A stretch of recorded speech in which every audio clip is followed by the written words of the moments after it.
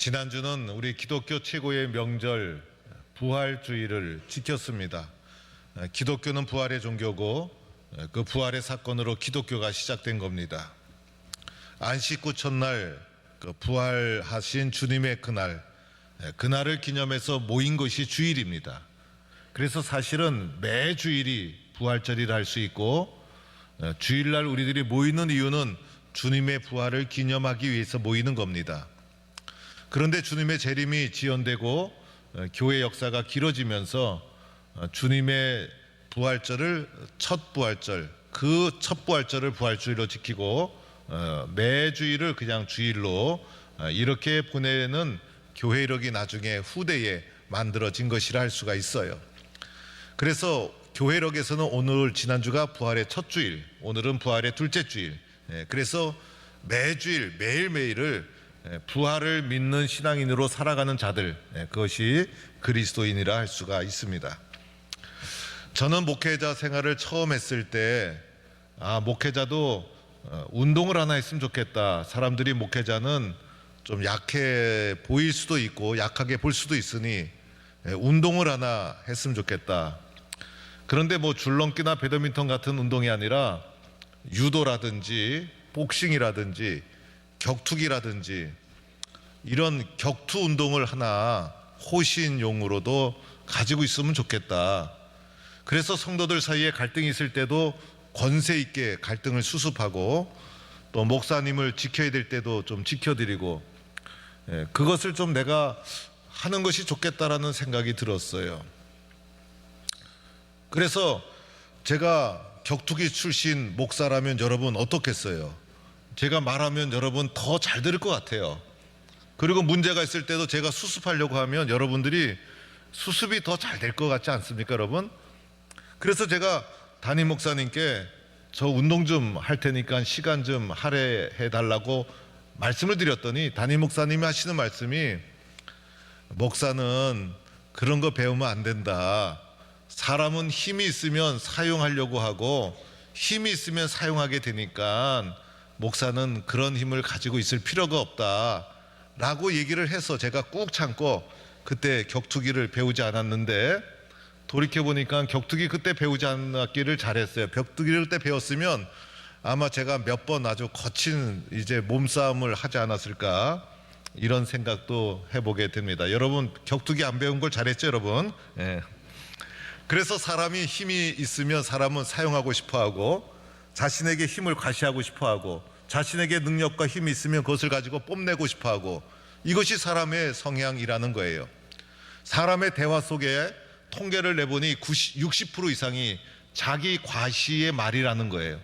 그래서 사람들은 말하는 거 다 보면 자기 자랑, 자기 과시, 내가 얼마나 힘 있고 능력 있는 사람인가를 과시하는 내용이 대화의 60%고, 사람들의 모든 성향은 힘이 있으면 과시하고 그것을 사용하고 싶어하는 것이 사람이더라는 거예요. 이런 관점에서 생각해 보면 예수님이 죽음을 이기시고 부활하셨잖아요. 여러분 죽음을 이기시고 부활하는 것만큼 능력 있는 것이 어디 있겠어요? 아무리 세상에 의술이 발달했어도, 아무리 생명과학이 발달했어도 죽음을 정복하지 못했어요. 그런데 그 무시무시한 아무도 이길 수 없는 죽음을 뚫고 죽음을 이기시고 부활하셨으니 예수님만큼 능력 있는 사람이 어디 있겠어요? 그래서 예수님이 부활의 능력을 가지고 제일 먼저 찾아가야 될 사람이 로마 병정 빌라도 대제사장, 그죠? 그런 사람 찾아가서 로마 병정이 침 뱉고 때렸으니까 예수님이 큰 권세를 가지고 맛 좀 봐라 하면서 로마 병정 혼내주고, 빌라도에게 가서 너 그 재판 제대로 잘못했다라고 빌라도를 혼내주고, 그 다음에 대제사장을 찾아가서 혼내주고, 그래서 부활의 승리의 능력을 가지고 복수혈전, 예수님이 멋지게 복수하고 진압하면 얼마나 통쾌할까. 그렇죠, 여러분? 그게 우리들의 심성이고 마음이지 않을까, 이런 생각을 해보게 됩니다. 그런데 예수님은 그렇게 복수혈전을 하지 않고, 예수님은 은밀하게 조용하게 사랑하는 제자들에게 찾아가 주셨다는 거예요. 그런데 이때 제자들은 예수님을 만나기 이전이었기 때문에 오늘 본문에 보면 제자들의 그때의 상황이 두려움 속에 있었어요. 여러분 오늘 본문은 지난주에 말씀드린 요한복음과 병행되는 누가복음의 말씀이에요. 그래서 부활 이후에 부활을 체험한 제자들의 모습이 어떠했으며 예수님이 도대체 우리에게 어떻게 살아가기를 원하는가를 오늘은 누가복음을 통해서 여러분에게 말씀드리고자 하는 거예요. 그래서 그때 제자들이 보니까 두려운 가운데 있었다. 그래서 오늘 말씀 보니까 어찌하여 두려워하며 이런 말씀도 있고, 그들이 놀라며 무서워하여, 놀랍고 무섭다는 것도 그들이 당시 무서워하고 두려워했다는 거예요. 사람이 두렵고 유대인들이 두렵고, 그 다음에 십자가의 고통과 고난이 두렵고, 우리 세상에 살면서 세상 앞에서 고난과 고통, 실패와 좌절 다 두려운 거 아닙니까 여러분? 우리는 두려운 가운데 인생을 살아가고 있다라고 할 수가 있어요. 또 하나는 제자들의 모습이 의심에 갇혀 있었어요. 그래서 어찌하여 마음에 의심하느냐, 예수님이 이런 말씀을 하시는데, 의심이 들어오면 마음이 갈라지고, 마음이 갈라지니 마음이 불안하고, 그래서 의심에서 벗어나지 못한 이런 제자들의 모습이었다는 거예요. 독일 사람들은 물건을 사면 얼마나 오래 씁니까? 물어봐요. 일본 사람은 물건을 사면 이거 새 상품입니까? 물어봐요. 한국 사람은 물건을 사면 이거 가짜입니까? 진짜입니까? 이렇게 물어봐요. 한국 사람들은 하도 쏘가서, 하도 의심이 많아서 가짜인지 진짜인지, 이게 한국 사람들의 관심이더라는 거예요. 그래서 오늘 제자들도 두려움과 의심 속에 이렇게 있었는데, 한국 사람 우리라면 더 큰 두려움과 의심 속에, 불안 속에 갇혀 있었던 것이 우리들의 모습이 아니었을까, 이렇게 생각을 합니다. 그런데 그 가운데 부활하신 예수님이 나타나셔서 오늘 예수님이 주신 것, 지난주 요한복음에 나온 것과 거의 비슷해요. 첫 번째는 평강을 주셨어요. 이 평강이 평화라는 말로 번역되기도 했는데, 예수님이 평강을 그들에게 이렇게 말씀하시죠. 예수께서 친히 그들 가운데 서서 이르시되 너희에게 평강이 있을지어다. 그러니까 누가 주시는 거예요? 부활의 예수님이 불안과 두려움 가운데 있는 제자들에게 평강을 쫙 주시는 거예요. 그 예수님 가만히 생각해 보세요 여러분. 인간적으로 생각하면 예수님이 복수심에 딱 불타올라가지고 평강이 어디 있습니까? 섭섭하고, 그리고 복수감에 불타고 상처받고, 그래서 예수님이 미웃고 섭섭하고, 이것을 가지고 부활의 능력을 가지고 예수님 십자가 질 때 섭섭하게 한 사람들 찾아가서 복수하고, 제자들 책망하고 야단하고, 오늘 이 자리 제자들에게도 너희들이 제자냐? 너희들이 내가 십자가 질 때 어떡한 줄 아느냐? 라고 하면서 예수님이 일일이 따지고 싶었지만은 야단치지 아니하고 예수님이 주신 것이 무엇이었습니까? 너희에게 평강이 있을지어다, 이렇게 말씀해 주셨어요. 예수님 마음속에 아마 그런 것도 올라왔을 거예요. 그런데 예수님은 그런 분노와 섭섭함보다 예수님 마음속에 더 큰 사랑과 용서의 능력이 있었던 거예요. 그래서 더 큰 용서와 사랑의 능력으로 이 세상의 모든 섭섭함과 아픔을 다 억누르고, 예수님은 십자가의 사랑과 부활의 능력으로 제자들에게 평강을 주셨다는 것을 기억해야 되는 거예요. 여러분, 평화는 저절로 주어지지 않죠. 조용한 상태가 평강이 아니죠. 조용하다고 해서 불평, 불만, 섭섭함 이런 것이 사라질까요? 우리 모두는 세상에 살면서 세상으로부터 섭섭함과 불평과 불만 이런 것을 가슴속에 가지고 살아가요. 그런데 그것이 올라올지라도 그것보다 더 큰 능력이 십자가의 사랑의 능력, 부활의 승리의 능력, 이것이 그 모든 것을 덮어야 되는 거예요. 그래서 세상이 흔들 수 없는 부활의 주님이 주시는 평강의 능력, 이 능력을 가지고 살아가라, 이렇게 말씀하고 있는 거예요. 두 번째로 주님이 주신 것, 기쁨이었어요. 오늘 말씀해 보니까 그들이 너무 기쁨으로 부활의 주님을 만나고 주님으로부터 평강을 받고 나니 마음속에서 기쁨이 솟구쳐 올라온 거예요. 오늘 보니까 기쁨은요, 예수님이 기쁨을 주노라 이렇게 하지 않았어요. 예수님을 보니 기쁨이 저절로 올라왔어요. 예수님을 만나니 기쁨이 저절로 올라왔어요. 그런데 이 기쁨을 어메이징, 아주 황홀하고 놀라운 기쁨, 인간이 줄 수 없는 놀라운 은총의 기쁨이 마음속에서 솟구쳐 올라왔다는 거예요. 왜 그랬을까? 왜 이렇게 기쁨이 올라왔을까? 제자들이 예수님을 사랑했기 때문이었어요. 예수님을 사랑했으니 기쁨이 넘치는 거예요. 사랑하는 사람 만나면요 설명이 필요 없어요. 사랑하는 사람 만나면 말할 필요가 없어요. 보기만 해도 그냥 기쁘고, 보기만 해도 기쁨이 솟아오고, 사랑하는 사람 만나면 무슨 말이 필요하겠어요. 그냥 기쁨이 솟구쳐 올라오는데, 이 제자들은 예수님을 사랑했기 때문에 비록 실패를 경험했어도 마음속에서 보자마자 기쁨이 솟구쳐 올라왔다는 거예요. 여러분, 세상에 살다 보면 속상한 일 많고 안 되는 일 많고, 세상에서는 잘 되는 것보다 실패하고 안 되는 일이 더 많아요. 세상이 내 뜻대로 됩니까, 여러분? 불편하고 왜곡하고 공격받고 좌절하고 절망하고 그런 것이 가득한 것이 우리가 살아가는 세상. 세상에 보면 오는 날엔 이상한 사람도 많아요. 얼마나 불평불만이 많은지. 불특정 다수인을 향해서 칼을 휘두르고 불을 지르고, 그래서 세상엔 걸어 다니는 것도 위험해. 그런 사람들 물어보면 세상에 대한 불평과 불만이 가득해서 불특정 다수인을 향하여 나쁜 짓을 행하고, 기쁨이 없는 것이 이 세상의 삶. 세상의 삶을 살아가면 살아갈수록 불평과 불만이 가득하고 원한이 차 있고 한이 맺히고, 그런데 제자들은 십자가의 과정을 거치면서 그런 것을 겪었지만은 예수님을 만나는 순간 설명할 수 없는 황홀한 기쁨이 속에서 솟구쳐 올라오는 거예요. 왜 그랬을까? 주님을 사랑했기 때문인 것이죠. 예수님을 사랑하는 성도가 되기를 축원합니다. 예수님 사랑하면 세상에 그 어떤 것도 넘볼 수 없는 주님이 주시는 놀라운 기쁨이 우리 가운데 솟구쳐 올라오게 되는 거예요. 세 번째로는 예수님이 주신 거 있어요. 증인되라. 그래서 오늘 말씀해 보니 너희는 이 모든 일의 증인이라. 예수님이 부활하신 이유는 증인되라.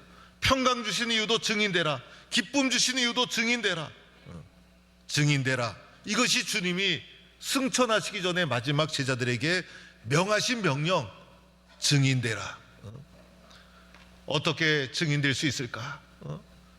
부활의 사건을 보더라도 사건 본 거는 금방 잊어요. 사건 본 거, 여러분, 부활절 금방 잊어버려요. 오늘 말씀 보니 주님이 이런 말씀 해주세요. 이에 그들의 마음을 열어 성경을 깨닫게 하시고,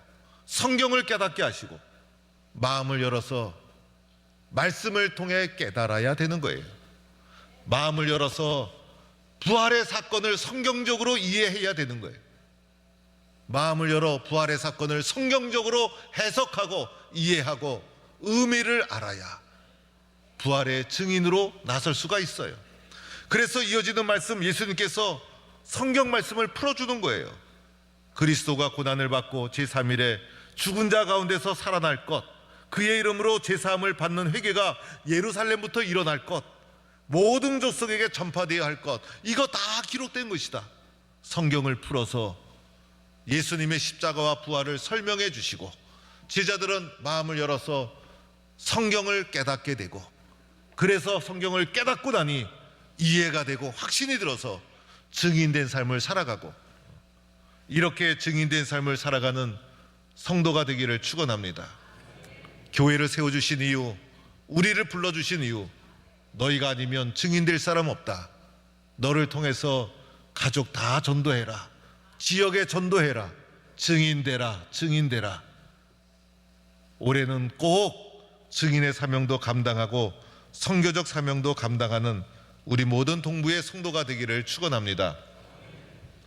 사랑하는 성도 여러분, 저는 오늘 이 부활에 이 증언된 누가복음 24장 말씀을 보면서 제가 오늘 주목하고 보았던 부분은요, 지금까지 말한 평강, 기쁨, 증인, 이 세 가지 위에 하나가 더 있어요.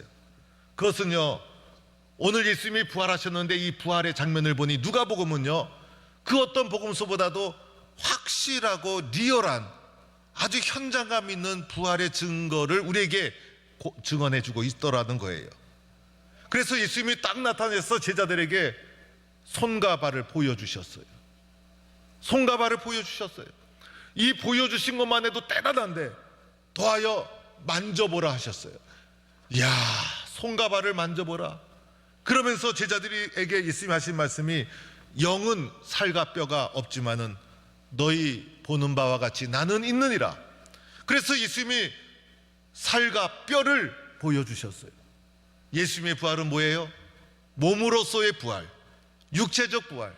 그래서 예수님이 영으로 부활한 것이 아니라, 예수님의 부활이 유령이 아니라 예수님은 몸으로 부활하셨다는 것을 제자들에게 실제적으로 보여주고 만지게 하시고, 그래서 이 육신을 입고 우리도 살아가고 있지 않습니까? 우리도 몸을 입고 살아가지 않습니까? 우리가 몸을 입고 살아가는 이 세상 한복판에서 우리도 보고 만지면서 살지 않습니까? 예수님이 자신이 육신의 부활의 몸을 제자들에게 보여주시고 몸으로 만지도록 해주시고, 세상 한복판에 실제적으로 오늘 이 자리에 제자들이 있는 그 삶의 현장 속에 예수님이 실제적으로 부활하심을 직접 보여주고 만지게 함으로 예수님이 확신을 심어주고 있더라는 거예요. 또 하나는요, 이런 말씀도 있죠. 예수님께서 너희 먹을 것이 있느냐. 그러자 제자들이 여기 생선 한 토막이 있습니다. 그래서 그 생선 한 토막을 예수님이 딱 받으셔서 제자들 앞에서 그것을 잡수셨다는 거예요. 여러분, 예수님이 시장하셨다는 것이죠. 먹을 것이 있느냐 찾으신 것. 그리고 예수님이 직접 드셨다는 것은 우리와 똑같은 일상적인 자고 먹고 피곤하고 이것을 예수님이 몸소 그들 가운데 행해 주셨다는 겁니다. 무엇이죠? 무엇을 말해주죠? 예수님께서 그들의 삶 속에, 일상 속에 실제적으로 부활해 주셨다는 것을 명백하게 우리에게 생생하게 증언해 주고 있는 것이에요. 말하고 먹고 마시고 자는 것, 우리들의 일상의 삶, 오늘의 삶, 현실의 삶 속에 우리 주님이 찾아오셔서 자신의 부활의 몸을 직접 보여주시고 만져도록 해주시고 그들과 함께 먹고 마셨다는 것입니다. 이 자고 먹고 하는 것, 우리들의 일상의 평범한 삶, 오늘도 우리는 그렇게 할 것이고 내일도 그렇게 할 것이고, 우리들의 매일의 일상의 삶이 바로 먹고 자고 나누고 보고 만지는 것, 그 삶 속에 예수님께서 부활하셔서 자신의 부활의 모습을 제자들에게 보여주신 것입니다. 무엇을 말해주죠? 부활의 사건을 구경하는 것이 아니라 우리가 살아가는 일상의 삶 속에서의 부활 신앙을 가질 것을 주님은 요청하고 있다는 거예요. 우리가 살아가는 일상의 삶이 능력이에요. 우리가 살아가는 일상의 삶이 부활의 능력이 되어야 되는 거예요. 매일매일 일상의 삶 속에서 부활의 신앙이 채워져야 되는 거예요. 매일매일 일상의 삶을 살아갈 때 우리는 상처받고 좌절하고 흔들리고 공격받고 실패하고 넘어집니다. 바로 그 자리, 그 일상의 삶 속에서의 부활의 능력이 우리에게 필요하다는 것이죠. 그때 그 순간 십자가와 부활을 거쳐 우리에게 찾아오신 예수님의 그 평강, 그 기쁨, 그 부활의 증언, 이것이 우리에게 필요하다는 것을 말해주고 있는 거예요. 일상의 삶 속에서의 부활의 증인된 삶, 일상의 삶이 가져오는 능력, 일상의 삶으로 채워지는 부활의 증인된 삶, 주님은 우리의 일상 속에 찾아오셨다는 것을 기억하고 오늘 현재 지금 살아가는 이 순간 부활의 능력으로 살아가는 성도가 되어야 할 줄로 믿습니다. 바다에 조개가 10만 3천 개, 10만 3천 종류. 저는 죽도시장에 어판에 나와 있는 조개만 그게 단 줄 알았더니 조개 종류가 왜 이리 많은지 밝혀진 바에 의하면 조개 종류가 바로 10만 3천 개, 어마어마한 조개의 종류가 있습니다. 그런데 그 중에 진주를 만드는 조개는 단 15,000개, 10만 3천에서 15,000으로 줄어드니 진주를 만드는 조개는 10만 개의 조개 중에 약 10%만이 진주를 만드는 조개라는 것입니다. 그런데 진주를 만드는 그 1,500여 종의 조개 중에 대부분의 조개는 제대로 된 가치 있는 진주를 만들지 못해요. 만들었는데 진주가 부석부석 부서지고, 진주가 윤택도 안 나고, 진주가 모양이 꾸불꾸불하고, 그래서 쓸모없는, 보석으로 가치 없는 진주를 만드는 조개가 대부분이에요. 왜 이렇게 보석으로 가치 없는 진주가 만들어지는 것일까? 그것은 조개의 입속으로 들어오는 모래라든지 다른 부순물을 조개가 견디지 못하고 이 진주와 함께 바깥으로 뿜어낼 때, 그리고 그 모래를 막아내지 못함으로 말미암아 참지 못하고 입을 벌리고 뱉어낼 때, 그 품었던 진주가 망가지고 깨지고 푸석푸석해지면서 가치 없는 진주가 되어지고 마는 것이에요. 조개 속에 모래가 파고들어도 살이 파고든 아픔을 끝까지 참으면서 진주를 품어서 윤택나고 가치 있는 보석 같은 진주를 만드는 조개는 단지 1300종류의 조개라는 것입니다. 10만 조개 중에, 10만 3천 개 종류 중에 단 1%만 가치 있는 윤택한 진주를 만들어내는 조개라는 것입니다. 그 속에 파고든 고통이 있고 아픔이 있어도 고통을 참으며 진주를 품을 때 보석 같은 진주가 그 조개로부터 만들어지는데, 그 조개는 단지 1%만 그렇게 쓰여지고 있다는 것입니다. 사랑하는 성도 여러분, 십자가의 사랑, 부활의 능력을 하루하루 일상의 삶 속에서 누리며 증언하며 살아갈 수 있기를 바랍니다. 세상은 원래 우리를 공격하고 실패하고 원망, 고난, 실패, 이 순간순간 매일매일 일상의 삶 속에서 우리에게 밀려오는 거예요. 마치 조개 속에 모래가 끊임없이 조개의 생사를 아프게 고통스럽게 만들듯이, 그러나 일상의 삶 속에서 그 고통과 아픔을 인내하고 주님이 주신 평강과 기쁨과 증인된 삶으로 물리치는 거예요. 1%의 조개가 진주를 값지게 만들어내듯이 그런 성도가 될 수 있기를 축원합니다.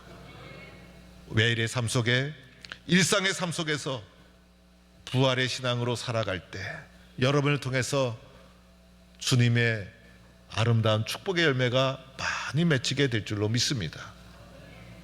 이러한 부활의 신앙으로 매일매일을 살아가는 성도가 되기를 간절히 축원합니다.